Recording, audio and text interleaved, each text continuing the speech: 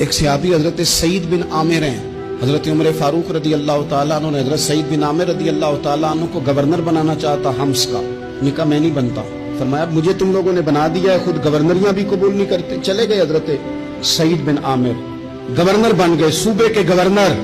مال غنیمت میں سے کچھ زیادہ مال مدینہ شریف میں جمع ہوا تو حضرت عمر نے مختلف صوبوں سے غریبوں کی لسٹیں منگوائیں۔ حضرت سعید بن عامر کے صوبے کے کچھ خاص لوگوں کو آپ نے لکھا کہ تمہارے صوبے میں جو غریب ہیں ان کی لسٹیں بھیجو، تو جب لسٹ آئی تو اس میں پہلا نام حضرت سعید بن عامر کا بھی تھا۔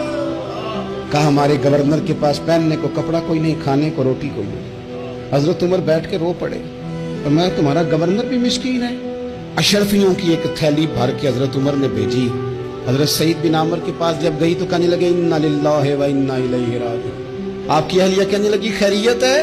بلی مانس دیکھنا میرے پاس دنیا آ گئی ہے، میں نے تو جان چھڑائی تھی اس سے، یہ میرے پیچھے بھاگتی ہے۔ حضرت سعید بن عامر نے سارا مال وہیں اللہ کے حضور خیرات کر دیا۔ حضرت عمر ایک دفعہ دورے پہ آئے ان کے صوبے میں تو سب لوگوں کو جامع مسجد میں بلایا، حضرت سعید بن عامر کو بھی بلایا۔ ابن الجوزی لکھتے ہیں کہ حضرت عمر نے فرمایا لوگوں تمہیں اپنے گورنر سے کوئی شکایت تو نہیں؟ تو لوگوں نے کہا 4 شکایتیں۔ ایک تو ہمارے گورنر صاحب جب شروع میں آئے تھے تو فجر کی نماز کے بعد ہی آ کے لوگوں کے بیچ بیٹھ جاتے تھے۔ اب اشراق چاشت کے وقت آتے ہیں، سورج پورا طلوع ہو جاتا ہے تو حضرت سعید بن عامر رضی اللہ عنہ آتے ہیں۔ اور دوسری شکایت یہ ہے کہ صرف دن میں ملتے ہیں، رات کو ملتے ہی نہیں۔ اور تیسری شکایت یہ ہے کہ ہفتے میں ایک پورا دن ہوتا ہے ملاقات ہی نہیں کرتے۔ اور چوتھی شکایت یہ ہے کہ کبھی کبھی بیٹھے بیٹھے رونے لگتے ہیں اور بے ہوش ہی ہو جاتے ہیں۔ آپ نے ایسا شخص گورنر بنا دیا جو دیوانہ ہے۔ حضرت عمر نے بلا لیا، قریب بیٹھے تھے، کہا دے سوالوں کے جواب۔ گردن جھکی ہوئی ہے، عرض کرنے لگے امیر المومنین میں نے تو پہلے ہی کہا تھا میں گورنری کے قابل نہیں۔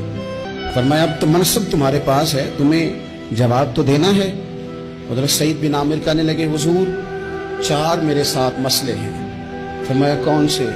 حضرت سعید بن عامر کہنے لگے آپ سوال دہرائیں میں جواب دیتا ہوں۔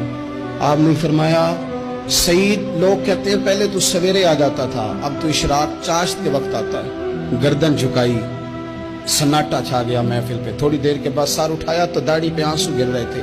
فرمانے لگے حضور میرے گھر میں خادم کوئی نہیں، بیوی بیمار ہو گئی ہے، میں نہ سویرے اٹھتا ہوں، آٹا گوندتا ہوں، روٹیاں پکاتا ہوں، گھر میں جھاڑو دیتا ہوں، باہر آنے میں دیر ہو جاتی۔ پہلے جواب پر ہی لوگ رونے لگے، آنسو نکلنے لگے۔ حضرت عمر رضی اللہ تعالیٰ عنہ بھی روئے۔ پھر فرمایا کہ سعید تو دن کو ملتا ہے تو رات کو کیوں نہیں ملتا؟ اپنی داڑھی پکڑ لی، کہنے لگے عمر ساری سفید ہو گئی ہے، اب تو لگتا ہے پھل پک گیا ہے، پتہ نہیں وہ کب مجھے کہے گا واپس آ جا۔ میں نے نہ دن مخلوق کے لیے رکھا ہے، رات اپنے رب کے لیے رکھی ہوئی ہے، مجھے تکلیف نہ دی جائے۔